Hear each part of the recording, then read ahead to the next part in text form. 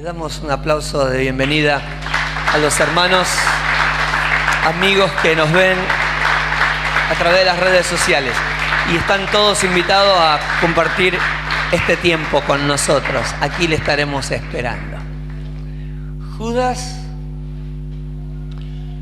versículo 1, 2, son versículos que compartimos esta mañana.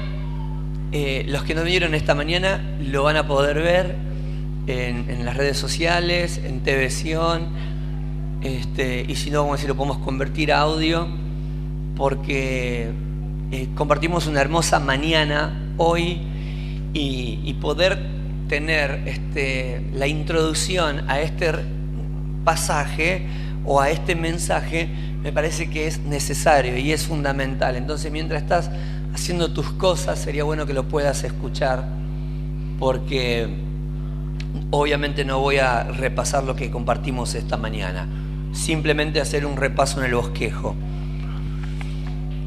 Y dice de esta forma: Judas, siervo de Jesucristo y hermano de Jacobo, a los que son amados por Dios el Padre, guardados por Jesucristo y llamados a la salvación, que reciban misericordia, paz y amor en abundancia. Queridos hermanos, he deseado intensamente escribirles acerca de la salvación que tenemos en común. Y ahora siento la necesidad de hacerlos para rogarles que sigan luchando vigorosamente por la fe encomendada una vez por todas a los santos. El problema es que se han infiltrado entre ustedes ciertos individuos que desde hace mucho tiempo han estado señalados para condenación. Son impíos que cambian en libertinaje la gracia de nuestro Dios y niegan a Jesucristo, nuestro único soberano y Señor. Aunque ustedes ya saben muy bien todo esto, quiero recordarles que el Señor, después de liberar de la tierra de Egipto a su pueblo, destruyó a los que no creían y a los ángeles que no mantuvieron su posición de autoridad, sino que abandonaron su propia morada. Los tiene perpetuamente encarcelados en oscuridad para el juicio del gran día. Así también Sodoma y Gomorra y las ciudades vecinas son puestas como escarmiento al sufrir el castigo de un fuego eterno por haber practicado, como aquellos, inmoralidad sexual y vicios contra la naturaleza. De la misma manera, estos individuos, llevados por sus delirios, contaminan su cuerpo, desprecian la autoridad y maldicen a los seres celestiales. Ni siquiera el arcángel Miguel, cuando argumentaba con el diablo, disputándole el cuerpo de Moisés, se atrevió a pronunciar contra él un juicio de maldición, sino que dijo: que el Señor te reprenda. Estos, en cambio, maldicen todo lo que no entienden, y como animales irracionales, lo que entienden por instinto es precisamente lo que los corrompe. Ay de los que siguieron el camino de Caín, por ganar dinero se entregaron al error de Balaam y perecieron en la rebelión de Coré. Estos individuos son un peligro oculto. Sin ningún respeto convierten en parrandas las fiestas de amor fraternal que ustedes celebran. Buscan solo su propio provecho. Son nubes sin agua, llevadas por el viento. Son árboles que no dan fruto cuando debieran darlo. Están doblemente muertos, arrancados de raíz. Son violentas olas del mar que arrojan la espuma de sus actos vergonzosos. Son estrellas fugaces para quienes está reservada eternamente la más densa oscuridad. Es impresionante este pasaje, este relato. Judas es uno de los que hace defensa de la fe de una manera brillante. Ustedes acaban de leer algunos versículos y podrán ver de qué manera tan didáctica y tan sencilla pone en evidencia una realidad que está viviendo la iglesia. Por eso hace una petición y tiene que ver con lo que expresa el versículo 3. He deseado intensamente escribirles acerca de la salvación que tenemos en común. Y ahora siento la necesidad de hacerlos para rogarles que sigan luchando vigorosamente por la fe encomendada a todos los santos. Esa es la necesidad que él siente. Escribirles para rogarles que defiendan su fe. Lo que les fue encomendado, defiéndanlo. Como quien ha recibido un encargo, no se deben olvidar cuál era el fin de ese encargo. Como cuando vos te vas de tu casa y le dejás algunas tareas a tus hijos. Entonces empezás a encomendarle tareas, dándole responsabilidades y esperando que al regreso hayan cumplido cada uno con su compromiso. Entonces, de esta forma, Judas entiende que la iglesia ya tiene en claro que se ha depositado en ellos una fe, que se ha depositado en ellos ya una carga, y que lo que les ha sido depositado, encomendado, ellos tienen que practicarlo, llevarlo a cabo. Hermanos, tengo la necesidad de hablarles. Y Judas, hablamos esta mañana, una de las personas que con un celo tremendo por el Señor y por la palabra, hace defensa de la fe. Y lo llamativo es que es una persona que vivió con Jesús, se crió con Jesús, pero cuando Jesús comienza su ministerio, no cree inmediatamente como sí creyeron aquellos que nosotros conocemos como los discípulos del Maestro. La Biblia dice que después de un tire y afloje, Simón y Andrés siguieron al Maestro. Jacobo y Juan, otros dos pescadores, siguieron al Maestro cuando Él los llamó a seguirles. Mateo dejó su compromiso laboral en el banco de los impuestos y se fue siguiendo al Maestro. Y así todos los que luego se convirtieron en apóstoles, y muchos de los cuales no tenemos datos, porque sabemos que eran discípulos, pero no sabemos su trasfondo, su historia. Ahora, nosotros vemos la palabra de Dios y nos encontramos con que Judas, hermano del Señor, no es ninguno de aquellos que nosotros vemos en ese listado de Lucas capítulo 10 que aparecen como los apóstoles. El más conocido, el más popular, Judas el Iscariote. El siguiente es Tadeo, un discípulo de perfil un poco más bajo, pero en definitiva, discípulo del Señor. Algunos creen que era Tadeo el escritor de esta carta, pero no se sabe a ciencia cierta, y es mucho más probable que Iscariote, el que se suicidó, no fue, que Tadeo tampoco, sino que fue el hermano del Señor. Alguien que se convierte a Jesucristo cuando sucede el milagro de la resurrección, cuando sucede ese hecho tan extraordinario que cambia la historia de la humanidad. Jesucristo, el Hijo de Dios, crucificado un Viernes Santo, sepultado antes de que empiece el día de reposo, probablemente entre las 5 y las 7 de la tarde, que pasó todo el sábado en la tumba. En las primeras horas del domingo se levantó triunfante y victorioso. Gloria a Dios.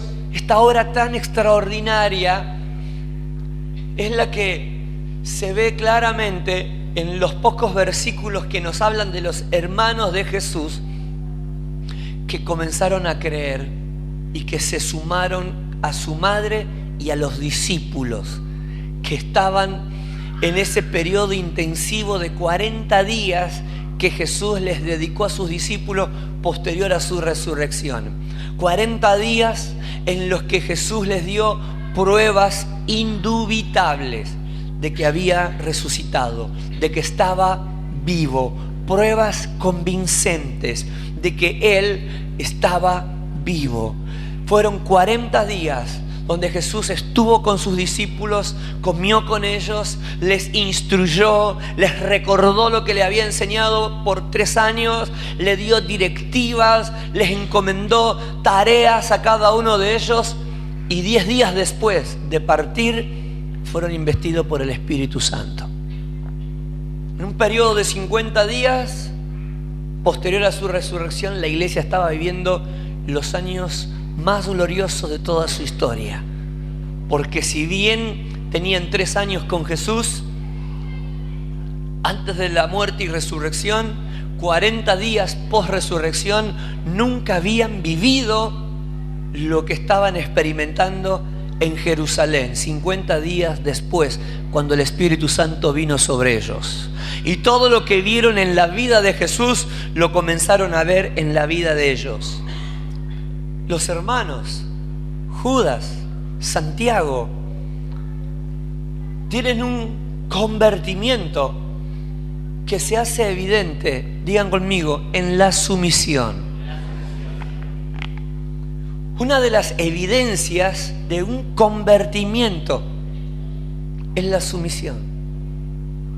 Una persona que no se somete, una persona que no es sumisa, evidencia una de las características propias de Satanás, que es el orgullo y que es la rebeldía. Factor determinante en las relaciones, porque donde hay orgullo y donde hay rebeldía, habitualmente siempre hay problemas, porque la soberbia dinamita las relaciones, porque la rebeldía dinamita los proyectos de Dios en mi vida. No hay persona que pueda prosperar en espíritu de rebeldía. No hay persona que pueda soñar proyectos de Dios en su vida llevándose a cabo de manera extraordinaria cuando hay rebeldía.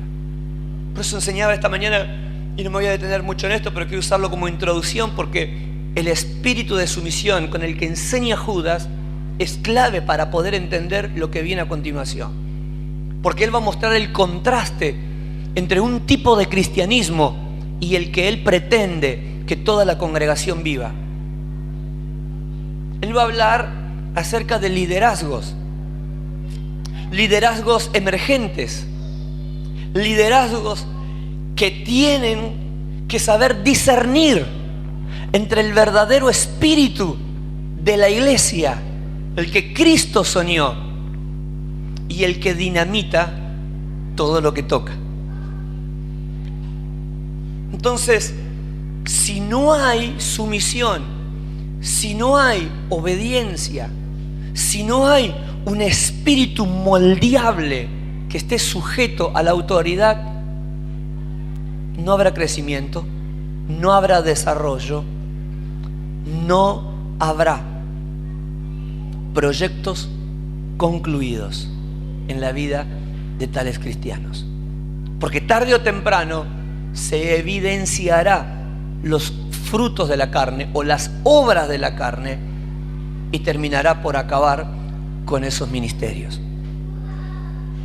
Entonces, ninguna persona tiene que saber, ninguna persona puede seguir adelante sin antes saber que tiene que revisar su corazón, tiene que revisar su espíritu, tiene que replantearse lo que cree. Porque todos creemos en el Evangelio de Cristo, pero cómo lo creemos es cómo lo practicamos. Y ese es el punto. Como yo creo el Evangelio es como lo practico. Y no se trata de ser buenito o de decir sí. sino se trata de que en esencia haya un espíritu sujeto. Y como les decía esta mañana, no estamos pretendiendo crear un grupo de fanáticos del pastor, fan del pastor o de la pastora. Que Dios nos guarde, que Dios nos libre de tratar de crear una sociedad de hombres y de mujeres fanatizados por el hombre. No ese es el fin. El deseo es que todos tengamos el espíritu de Cristo y la mente de Cristo. No tiene que pensar como el pastor, no tiene que pensar como la iglesia, tiene que pensar como Cristo. Ese es el fin. No, pues por eso decía a la mañana, no somos de Coria, somos de Cristo. No creamos discípulos de Coria, discípulos de los líderes de discipulado, discípulos de Cristo. Y la mentalidad que tenemos que tener no es la de Coria, es la de Cristo. Y en ese espíritu, tanto usted como yo, tenemos que aprender a vivir en sumisión, en obediencia. Porque los espíritus demoníacos operan en una característica propia del ser humano: la soberbia, la rebeldía. Entonces, persona que no se puede someter a un grupo de liderazgo, a un grupo de discipulado, a un grupo de trabajo, Ujier, Dorcas, ministerio infantil, sanidad, oración o lo que fuese, tiene que revisar su corazón, tiene que revisar su espíritu, porque síndrome satánico frustrarán tu vida. Síndromes diabólicos frustrarán tu vida, te guste o no te guste, frustran la vida. No hay lugar para Dios donde hay rebeldía, donde hay desobediencia, donde hay soberbia. No hay lugar para Dios y para el diablo en una vida que se dice profesar el Evangelio de Cristo. Por eso Judas es clave. Le estaba compartiendo esta mañana que a partir del domingo que viene, en los domingos que tenemos de diciembre, vamos a compartir Apocalipsis. Y usted tiene que saber, no sé cuánto tiempo tiene en el Evangelio de Jesucristo, pero usted tiene que saber que nosotros como iglesia tenemos que dar el fruto que Dios espera de nosotros. El propósito de la iglesia en la tierra es que el que no conoce a Cristo le conozca a través de la vida de la iglesia. Y segundo, prepararse para el encuentro con su amado. Hay una realidad, un evento, hermanos, que se puede discutir si quiere discutirlo, pero que es una verdad absoluta, irrefutable. Cristo viene por su iglesia. No sé cómo haremos, pero trataremos de ser lo más sencillo posible para poder brindarle de manera clara, compacta, una enseñanza de Apocalipsis que le permite tener una visión global de uno de los libros más complejos, que más miedo y terror generan, pero que no debería generar temor, sino expectativa y amor por el Señor. Pero Judas es el libro que va a poner un filtro en la iglesia. Y que si la iglesia tiene la necesidad de discernir su vida, porque no se trata de discernir la vida del otro, porque es fácil ver en el otro el error. Yo puedo decir, este discípulo es rebelde. El discípulo puede decir, este no es líder. Juzgar al discípulo o juzgar al líder es fácil. Juzgar a mi prójimo es fácil. Pero evaluarme es la tarea más difícil. Y el libro de Judas lo podemos enseñar en un cuerpo ministerial, con obreros, con ancianos, con líderes, con pastores, con siervos. Pero hoy el propósito de compartir Judas es que nosotros como iglesia podamos mirar hacia nuestros adentros. Que estos ojos cambien de dirección y en vez de mirar hacia afuera, miremos hacia adentro. Porque en definitiva ese es el punto. Que cuando Cristo nos llame a su presencia, usted se pueda presentar delante del Señor con la seguridad de que a mí me enseñaron, me dijeron la verdad. La iglesia no me entretuvo con la pandera, el danza. No me entretuvieron con obras de teatro, con chiste, con golosina. Me dijeron la posta. Ese es el fin. Ese es el propósito. Entonces, hermanos, se nos ha encomendado algo. Luchemos por nuestra fe. Defendamos lo que creemos. ¿Cómo lo vamos a hacer? Lo vamos a hacer con respeto y sencillez de corazón. Entonces vamos a replantearnos lo que creemos. ¿Por qué me tengo que replantear lo que creo? Es decir, ¿qué creo? Porque lo que yo creo no es lo que digo. Lo que yo creo es lo que hago. Porque el cristiano dice muchas cosas. Predica muy bien en las redes sociales, predica muy bien en el culto, predica muy bien cuando habla con otros, aconseja bien y tiene un discurso maravilloso. Pero el tema no es lo que dice. Lo que yo creo no es lo que yo digo. Lo que yo creo es lo que hago.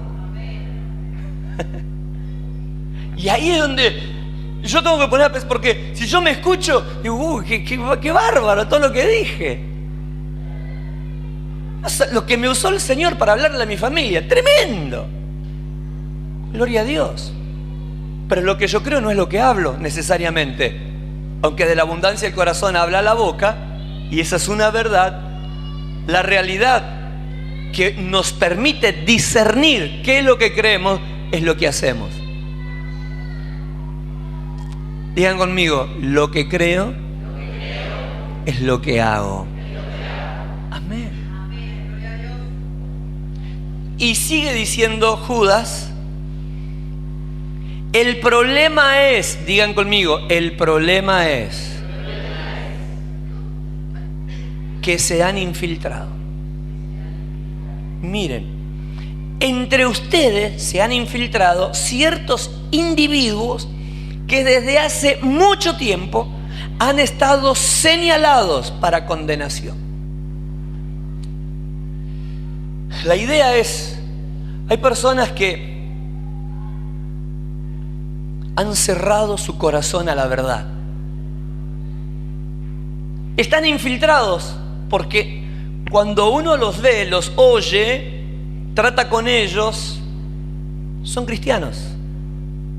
Profesan mi fe, creen lo que yo creo, dicen lo que yo digo.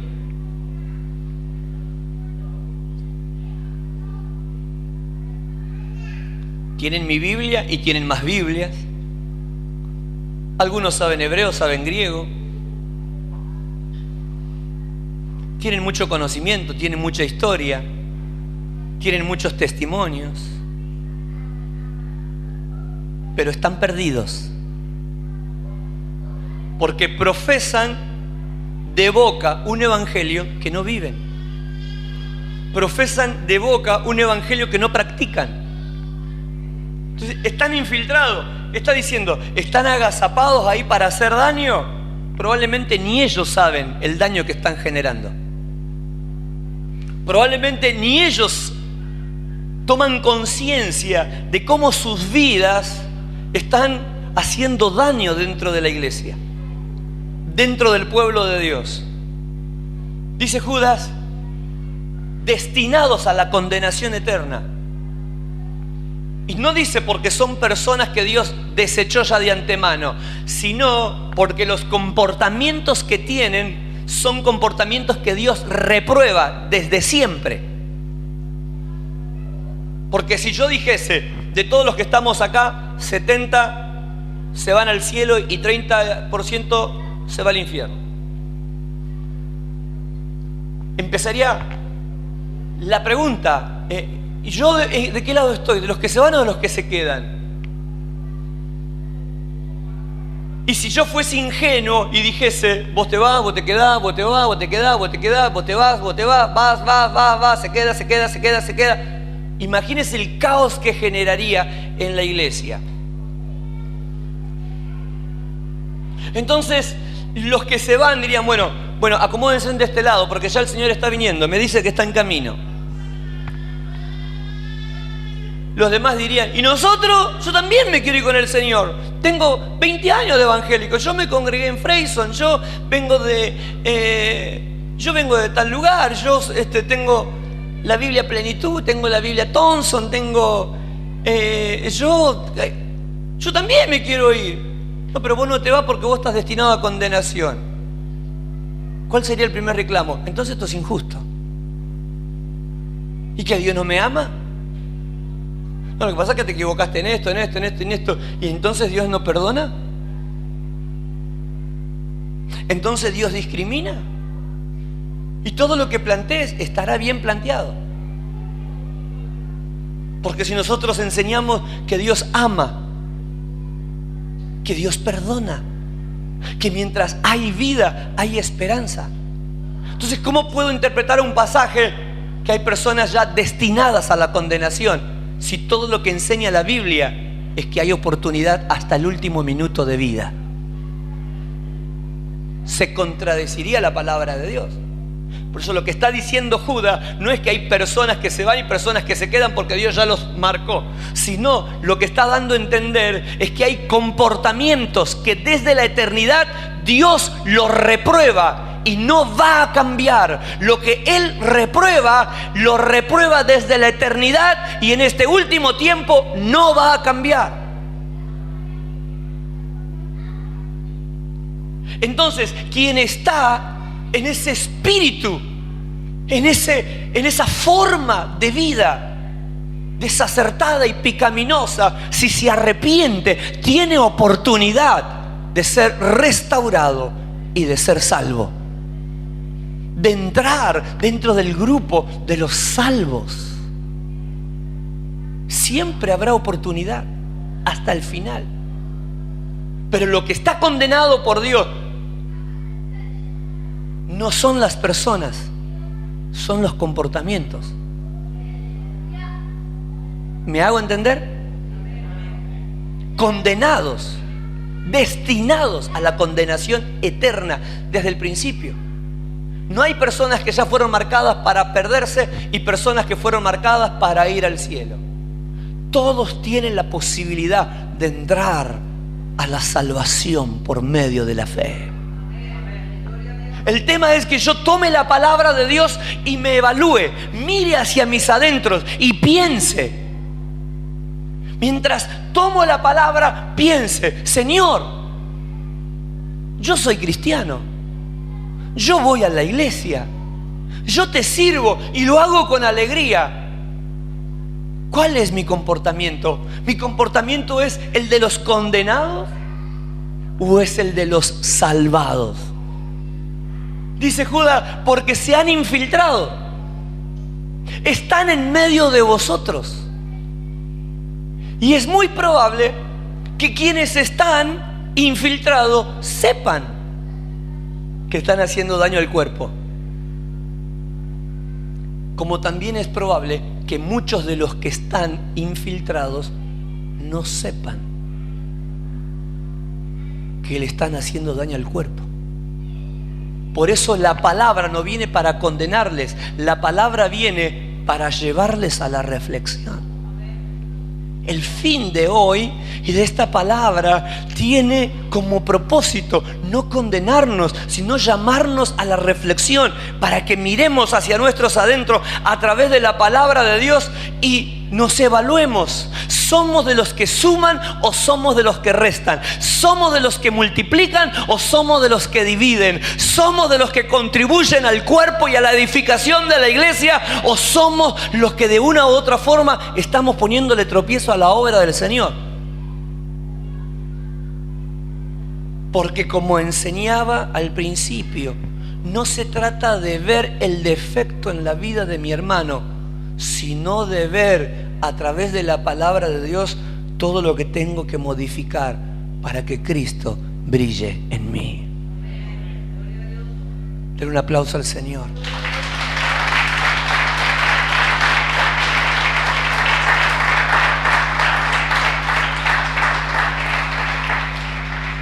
¿Cuál es su característica? Son impíos. Digan conmigo, impíos. ¿Por qué son impíos? Porque practican la impiedad. Es decir, lo que saben que no tienen que hacer, hacen. Lo que saben que no tienen que decir, dicen. Lo que saben que no tienen que hacer, hacen. Lo que saben que no tienen que decir, dicen. Lo que saben que tienen que hacer, no hacen. No hacen lo que saben que Dios espera que hagan. Lo que no deben decir, dicen. Lo que deben decir, no lo dicen. Lo que no tienen que hacer, hacen. ¿Ven las contradicciones? Lo que tiene que decir, no dice. Lo que no debe, lo habla. Lo que tiene que hacer, no lo hace. Lo que no tiene que hacer, lo hace. Lo que no tiene que hablar, lo habla. En la impiedad hay un grado de frivolidad tan alto que le da lo mismo obedecer o no. Entonces viene a traer revelación sobre una realidad nuestra. ¿Cuántas veces sabemos lo que tenemos que hacer y no lo hacemos? Y vivimos indultados, porque gracias a Dios la gracia es suficiente para sostenernos. Son impíos y convierten en libertinaje la gracia de Dios. Es decir, saben que Dios ama, saben que Dios perdona, y como saben que Dios ama y que Dios perdona, no modifican su conducta, no cambian su forma de vida, se conducen en el mismo comportamiento. Como saben que Dios es amoroso, como saben que Dios es misericordioso, como saben que Dios perdona, como saben que Dios es cariñoso, amoroso, no modifican la vida pecaminosa, transforman en libertinaje la gracia de Dios. Esa es una de las características, la impiedad que lleva a transformar la gracia en libertinaje. Entonces, no es volver al evangelio del siglo pasado. No es regresar a 50 años atrás en el evangelio. Es comenzar a pensar que el evangelio no ha cambiado, sigue siendo el mismo. Dios sigue siendo el mismo. ¿Cuántos dan gloria a Dios? Dios sigue siendo el mismo, Él no ha cambiado. Es el mismo ayer, hoy y por los siglos de los siglos. Pero llega un punto donde yo tengo que saber que la gracia de Dios no me habilita para que yo haga siempre lo que va en contra de las expectativas de Dios, de los propósitos de Dios, de lo que Dios espera de nosotros. Llega un momento en el que el cristiano tiene que madurar. Fíjense, Judas, una de las características de ellos es que todo lo transforman en libertinaje.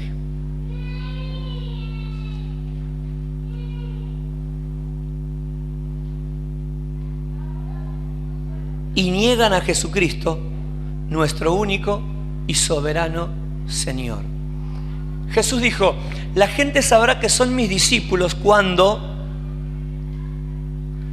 vean sus frutos. Cuando la gente vea sus frutos, sabrán que son mis discípulos. Jesús le deja en claro que la gente no va a recordarlos porque anduvieron conmigo. La gente, cuando vea sus comportamientos, sabrán que son mis discípulos. y en eso el Padre será glorificado, en que llevéis mucho fruto y que esos frutos permanezcan. Entonces va y pone directamente en evidencia esta verdad. Sabrán que son mis discípulos. Digan conmigo, cuando en nuestro carácter se refleje Cristo. ¿Cuántos dan gloria a Dios? ¿Cuántos dan gloria a Dios? Sabrán. Y la Biblia dice que en la primera explosión que la iglesia experimentó a nivel espiritual, la repercusión del mensaje del Evangelio en la boca de los discípulos provocó tal conmoción en las comunidades, barrios, ciudades, aldeas, que la gente los oía hablar, los miraba, los oía hablar e identificaban que habían estado con Jesús.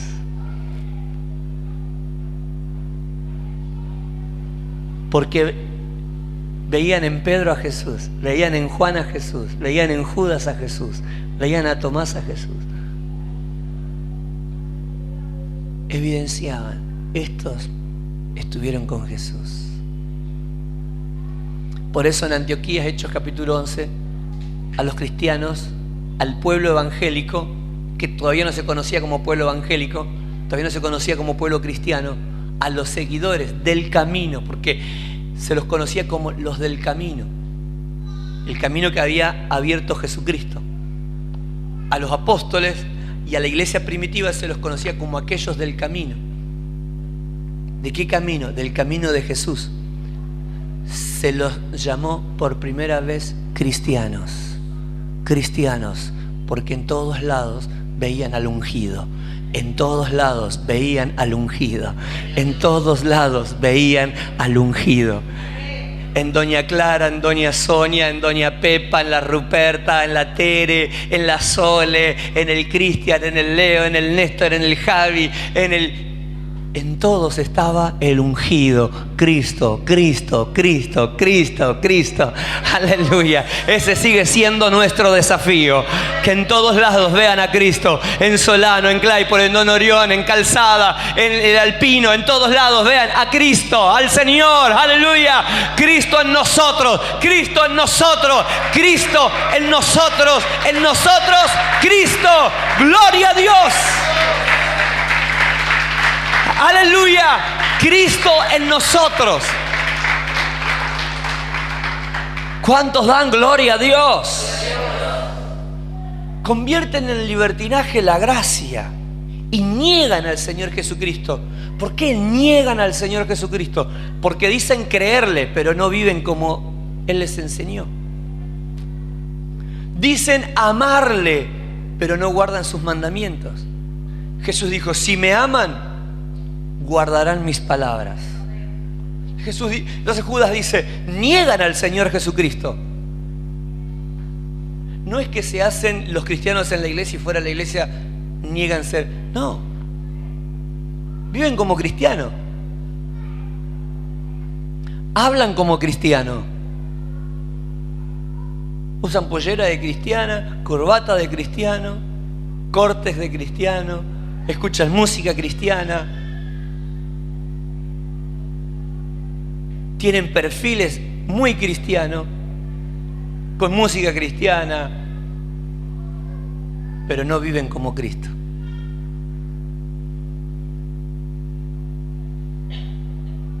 ¿Vio qué finito es el límite, no? Van a la iglesia como cristianos, hacen todo lo que los cristianos hacen. Hace un tiempito atrás estuve predicando en una reunión de pastores y hablaba de... Yo recordaba algunas experiencias de chico en la vida cristiana. Yo me crié en un hogar cristiano. Y ayer también compartí en una vigilia esa experiencia, ¿no? Porque yo pasé por todos los instrumentos. La tecnología de 35 años atrás era completamente diferente a la de hoy. Entonces, el equipo de alabanza de 35 años atrás no era el que tenemos hoy. No teníamos equipo de sonido. Cuando compramos por primera vez un equipo de sonido, trajimos para la iglesia del Churrinche un parlante que era un cajón como una heladera Cian. Era como un Blackar de esos viejos antiguos. El cabezal era como un microondas inmenso, grande. Cuando lo prendías hacía como 5 minutos hasta que se calentaban las lámparas y entonces ahí arrancaba. Y bueno, entonces en la iglesia todos los instrumentos que habían eran guitarra, acordeón. Mi viejo tocaba el acordeón, mi mamá era la corista.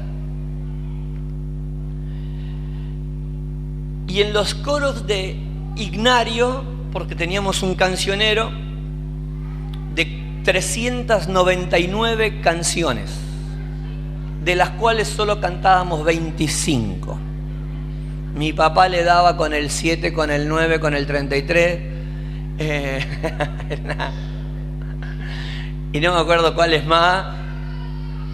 Y ahí le daba a mi viejo con el acordeón porque era pobre, era lo que él sabía. Y papi, ¿por qué no cantamos el 17? No, ese no lo sé, vamos a cantar el 9.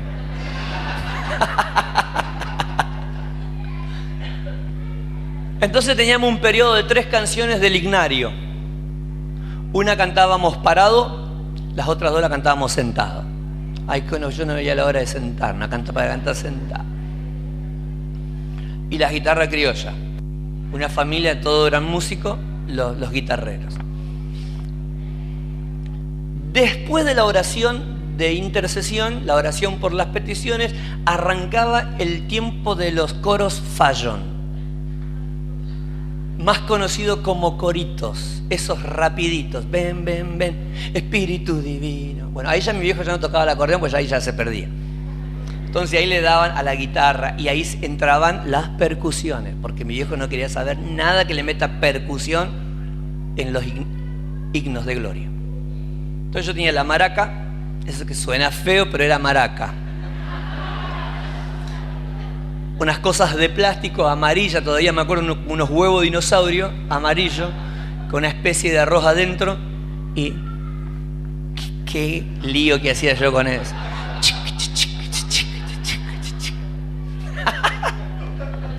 Y era dale, dale. Después, cuando mi papá me compra un bombo, yo era, no sé, yo me sentía el baterista de los Stones ahí. Porque aparte me sentía poderoso porque era el instrumento que más sonaba, entonces dale y dale y dale. Y los músicos me decían, dale Gaby, dale Gaby. Entonces,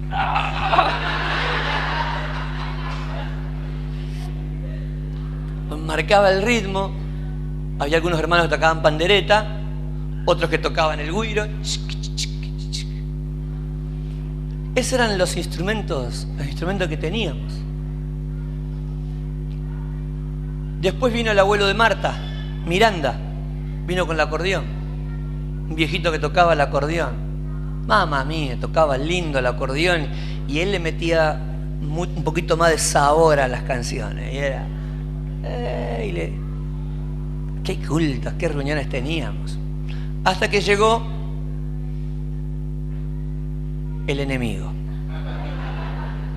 mi primo. Ya les conté, con la guitarra eléctrica, y lo odié toda mi vida. El día que yo me consagro de músico, guitarrista, y yo con la guitarra, creo que es una guitarra de mi viejo que tenía, estaba pegada con posigrado no sé cuántas veces, porque ¿sabes? Pero yo iba a tocar la guitarra por primera vez, mi primo viene con la eléctrica y los mató a todos. Nosotros le dábamos, y no se escuchaba, y mi primo hacía trun, trun, trun, y tapaba todo, y todos decían, qué bendición Elías, qué bendición esa guitarra, y nosotros que nos matamos.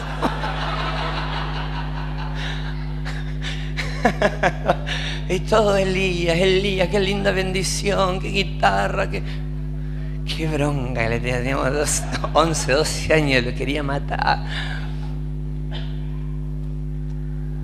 Entonces me largué al canto. Me largué al canto. No, ya está. Quiero andar renegando con la guitarrita. Sí. Me voy a largar al canto. Me largué al canto. Pasaba a cantar. 8 años, 10 años. Pasaba a cantar. Y a veces los músicos no venían. Medio rebelditos eran. Los cantantes no venían. Hasta que vino Toté. Y Toté le daba y venía, pase lo que pase. Y era una locomotora. Pero mientras tanto los otros no venían de... Entonces la reunión estaba así, media caída, y yo, 12 años, 10 años, yo ya sabía cómo tocar las emociones.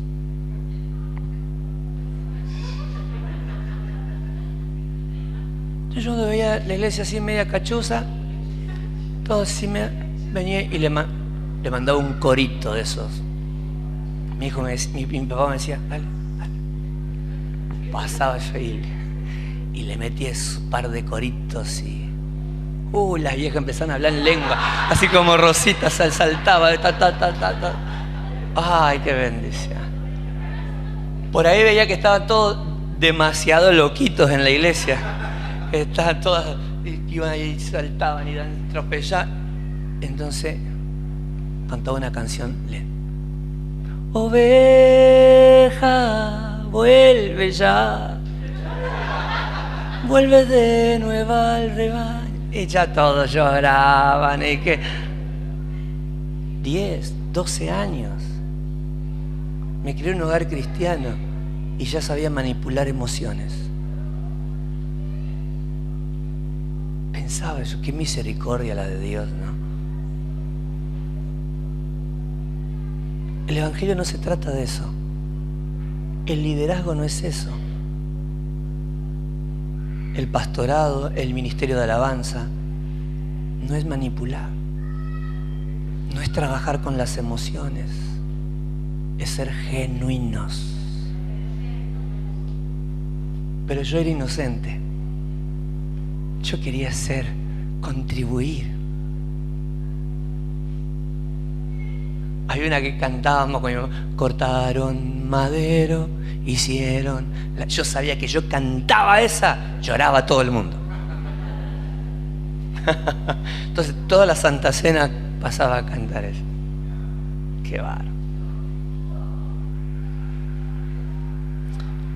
Y el evangelio no es eso. Y uno lo aprende y uno puede caer en la trampa, puede caer en la tentación. Porque uno puede tener las habilidades para tocar emociones.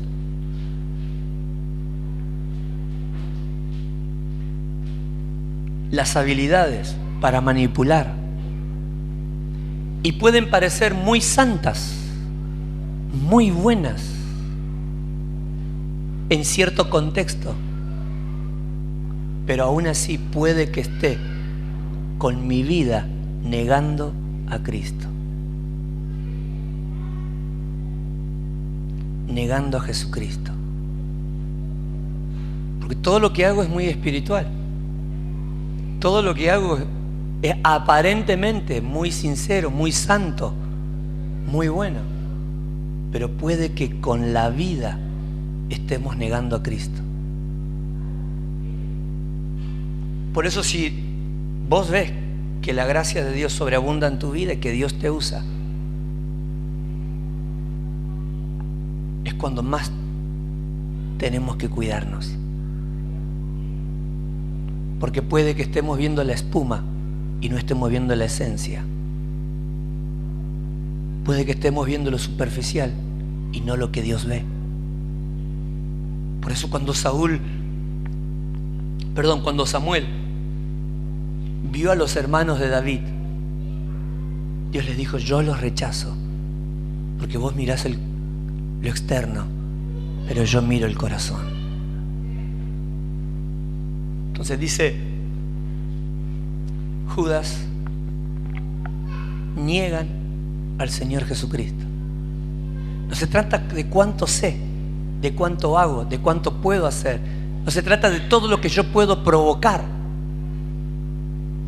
sino se trata de si con mi vida estoy honrando a Cristo. Si yo estoy honrando a Cristo, Estoy sujeto a Cristo, sujeto a la palabra, sujeto a mis pastores, sujeto porque sé respetar la autoridad, porque no se trata de quién la ejerce, sino de quién la representa. No se trata quién es tu líder, se trata de quién representa la autoridad. Pues hay gente que dice, yo a vos no me sujeto, yo me sujeto al pastor. ¿Cómo me van a meter a mí con este que tiene 5 años de evangélico, 5 años que está en la iglesia? Yo estoy 27 años. Rebelde. ¿Cómo van a poner con esta? Que me pongan la otra. ¿Cómo van a poner con este? Que me pongan aquel. Este no sabe nada, yo sé más que él. No se trata de cuánto sabe tu líder, se trata de cuán dispuesto estás a vivir con el carácter de Cristo en sumisión. Hay personas que siempre ponen excusas para venir a los discipulados.